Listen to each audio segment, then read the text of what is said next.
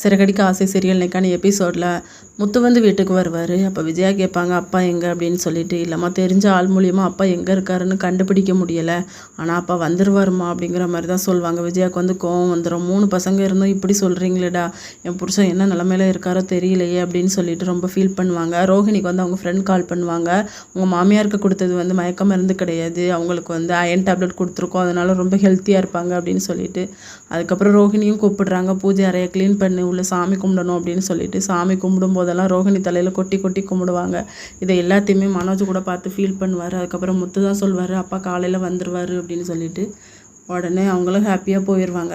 நீங்கள் எதுக்கு அத்தைக்கிட்ட போய் சொன்னீங்க அப்படின்னு சொல்லி மீனா கேட்கும்போது, அதெல்லாம் ஒன்றும் இல்லை, அவர் பார்லர் அம்மாவை பிடிச்சி அம்மா அடிக்கிறாங்கல்ல, மனோஜ் ரொம்ப ஃபீல் பண்ணுறான், அதுக்கப்புறம் அம்மா கூட சாப்பிடாம இருக்காங்கல்ல, இது சொன்னால் சாப்பிடுவாங்கன்னு சொல்லி தான் அப்படின்னு சொல்லிட்டு.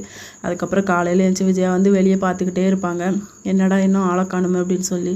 அப்புறம் நம்ம முத்து வந்து உண்மையை சொல்ல வரும்போது கரெக்டாக அண்ணாமலையும் வீட்டுக்குள்ளே நுழைஞ்சிருவார்.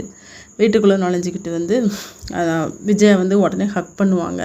என்னை விட்டு எங்கே போனீங்க, தயவுசெய்து எங்கே போனாலும் என்னை கூட்டிகிட்டு போயிருங்க அப்படின்னு சொல்லிட்டு முத்து கூட ஹக் பண்ணுவார். இதோட இன்னைக்கான எபிசோட் முடியுது.